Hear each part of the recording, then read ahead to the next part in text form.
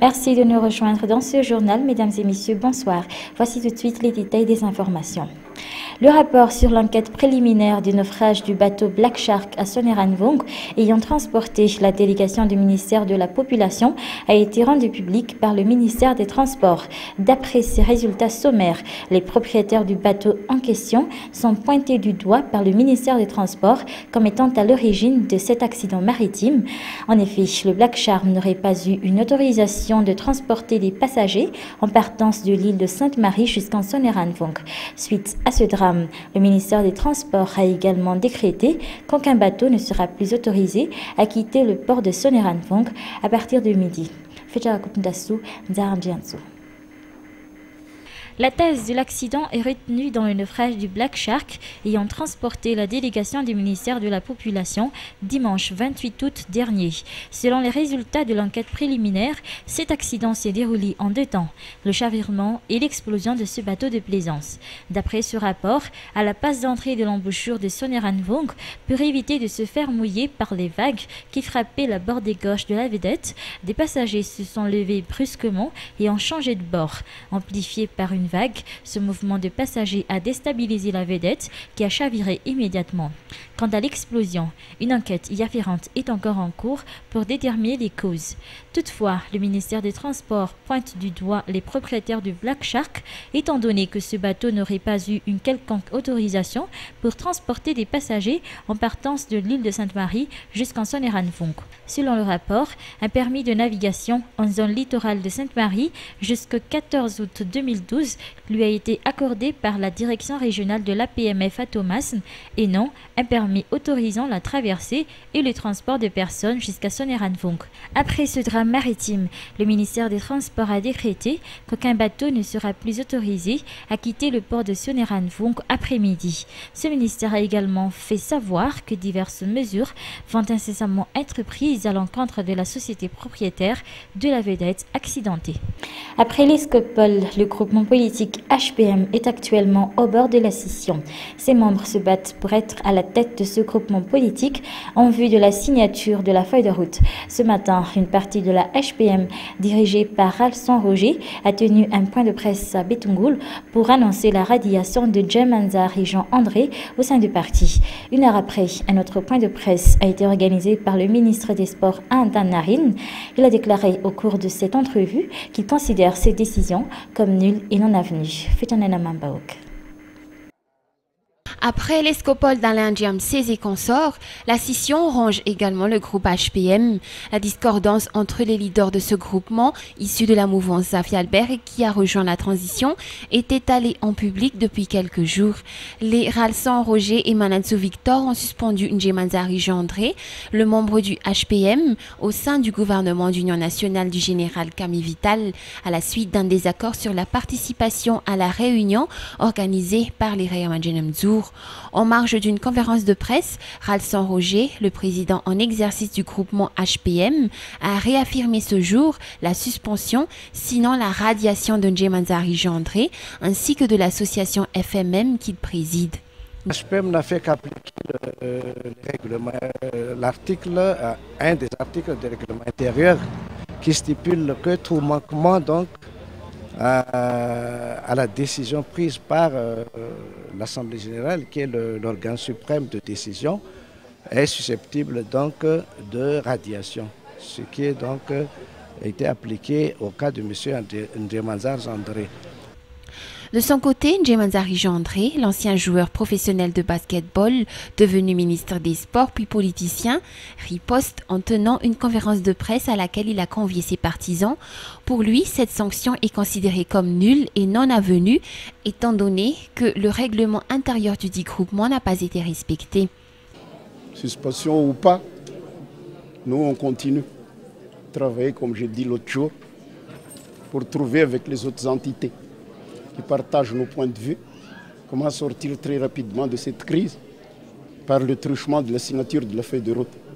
Je crois que c'est quelque chose qui va se faire d'ici peu.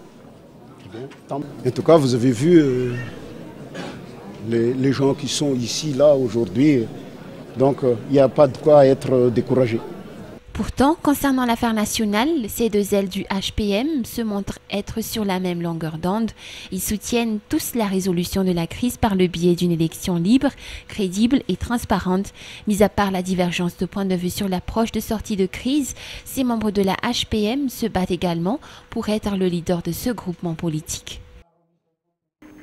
La période d'essai pour l'utilisation des TPU entre déjà dans sa deuxième semaine, une période au cours de laquelle le ministère des Mines et des Hydrocarbures a pu constater que les chauffeurs et les coopératives doivent être formés dans l'utilisation de cette nouvelle technologie appliquée au paiement d'essence. Les zones suburbaines seraient surtout celles qui ont eu le plus de difficultés à s'adapter à ce nouveau mode de paiement. Faut-il rappeler que les TPU sont utilisés pour contrôler l'octroi des subventions sur le prix du carburant aux transporteurs.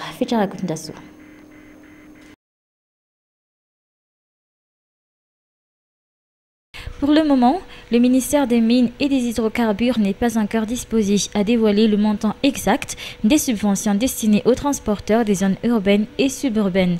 Un essai a déjà été effectué pour voir exactement la consommation réelle de carburant par jour de chaque véhicule en service. Essai lancé depuis une dizaine de jours. Durant cette période, 132 TPU ont déjà été distribués aux chauffeurs des 4 coopératives choisies pour cet essai.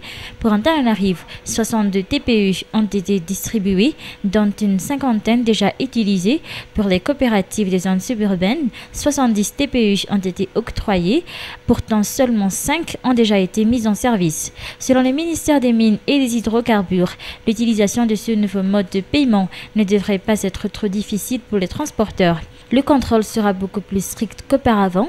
En effet, aucun contrôle n'a été effectué en 2008, alors que chaque transporteur avait droit à 400 arrières de subvention sur chaque litre d'essence, même ceux qui n'ont même pas de véhicule en service. L'objectif serait donc d'éliminer toute tentative de détournement d'argent dans cet octroi de subvention. Toujours selon les explications des responsables auprès du ministère de tutelle, cet essai devrait encore continuer et sera même intensifié dans les jours à venir.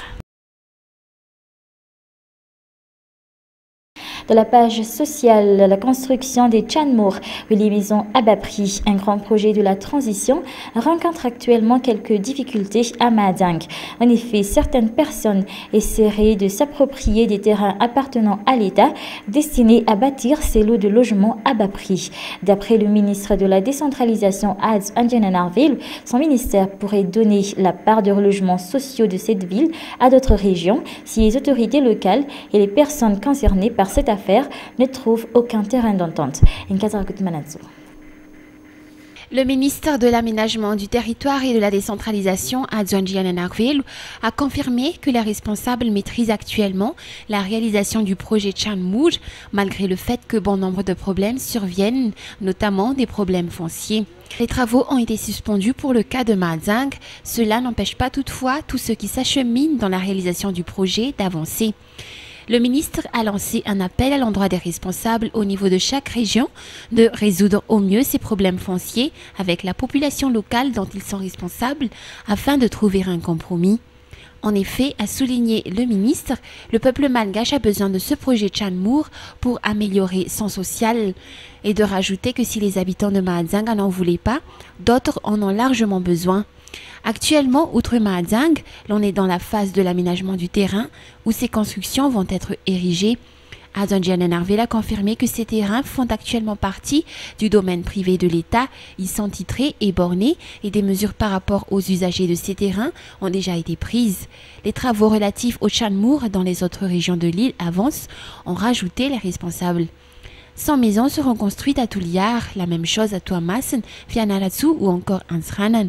38 constructions seront érigées à Anjan Manila Chantirabe, 260 pour un Tananajiv, qui seront mises en place à Anusial à Mbujachim. Et sachez que le dépôt de candidature pour l'obtention des maisons à bas prix débutera officiellement lundi prochain. Ceux qui sont intéressés auront jusqu'à la fin du mois d'octobre pour déposer leur demande. Ce matin, le ministère de la Décentralisation et de l'Aménagement du Territoire a présenté aux membres de la presse la maquette montrant le village Tiavanassis à Mbujachim. Faut-il rappeler que le projet Chanmour fait partie des grands projets sociaux du président de la HAT, Andrazwil. Muriel. Les inscriptions relatives au projet Chanmour sont déjà ouvertes à tous ceux qui sont intéressés et qui auront la possibilité de régler par tranche les 12 millions d'arrière valeur de la construction. Les dossiers de demande sont recevables dès lundi prochain jusqu'à la fin du mois d'octobre. Ce projet Chanmour s'inscrit dans la stratégie d'ensemble pour des logements sociaux mise en place par l'État. L'État qui depuis 2007-2008 a eu une politique nationale de logement engagée dans le but d'améliorer la réalité de la population malgache. En effet, la réalité est que 80% de l'ensemble des maisons construites dans tout le territoire national sont hors normes, dépourvues de systèmes de sécurité. La plupart des logements, dans plusieurs parties de l'île, sont des logements de survie, faits de plastique, de carton ou encore de tôle. Certaines constructions n'ont pas de toit et la majorité des habitations sont surpeuplées par des familles entassées dans une seule pièce. Des mesures ont déjà été prises, des politiques ont été mises en place, mais sans aucun aboutissement, aucun. Cette fois-ci, avec le projet Chanmour, initié durant le régime transitoire, 2000 logements seront mis sur pied à travers un programme établi par le ministère de l'Aménagement du Territoire et de la Décentralisation. D'ici novembre 2011, 800 logements seront construits, ont souligné les responsables. Le président de la Haute Autorité de la Transition lui-même a fixé comme objectif que d'ici 5 ans, l'on arriverait à ériger plus de 10 000 logements. Un atelier de présentation du projet a ouvert ses portes ce jour, et ce, durant un mois, au siège du ministère de l'Aménagement du Territoire et de la Décentralisation à Nouss. Une occasion de savoir tous les détails concernant le projet, les types de construction ainsi que les procédures d'inscription. Concernant les conditions d'inscription, toute personne ayant minimum 35 ans, mariée ou non, ayant des enfants à charge, un revenu fixe et un compte en banque pourra prétendre à l'offre. Parmi les pièces à fournir, une demande écrite, une copie certifiée de la carte d'identité nationale, un certificat de résidence, une pièce justifiant que la personne a un revenu fixe et légal, une copie du livret de famille, une fiche de paie et un formulaire qui est également à remplir lors du dépôt de dossier. Le ministre de l'Aménagement du Territoire et de la Décentralisation, Azu Anjianenarville, qui avait assisté au vernissage de l'atelier, a souligné que le prix de ces constructions est déjà subventionné. Il a lancé à cet effet un appel à l'endroit des banques pour faire preuve d'actes de patriotisme afin que les efforts de l'État soient saisissables. Pour le paiement, comme avait dit M. le Président, donc ce sont des prix subventionnés. Les maisons vont coûter à partir de 12 millions d'ariars et ça va changer sûrement suivant les sites parce que les coûts de fabrication ne sont pas les mêmes, que ce soit en Tananarive, Thomas ou Tuléar. L'objectif du ministère et de l'État est que le prix, l'argent qui est récolté et dans la vente de ces logements puisse être réutilisé l'année d'après pour en faire d'autres. L'État, cette année, pratique une politique d'incitation pour que par la suite, le programme, via soit la CEIMAD, soit via le ministère lui-même ou le Trésor public, puisse être renouvelé d'année en année. Il est important donc de signaler que nous avons mené depuis bientôt 3 mois des discussions avec toutes les banques présentes à Madagascar pour qu'elles aussi fassent un effort sur les taux d'intérêt.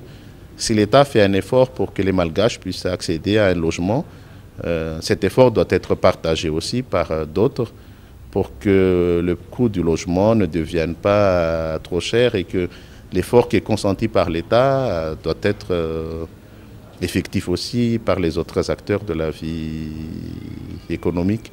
Donc ici, je lance solennellement un appel à toutes les banques de prêter main forte à ce programme, de faire un acte de patriotisme.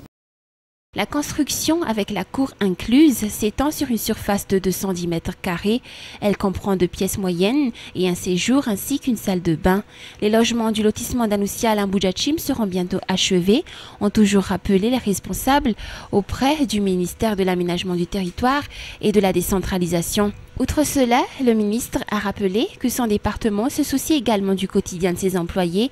Il va déployer des moyens préalablement établis dans son budget afin que les constructions à prix abordables soient offertes à son personnel.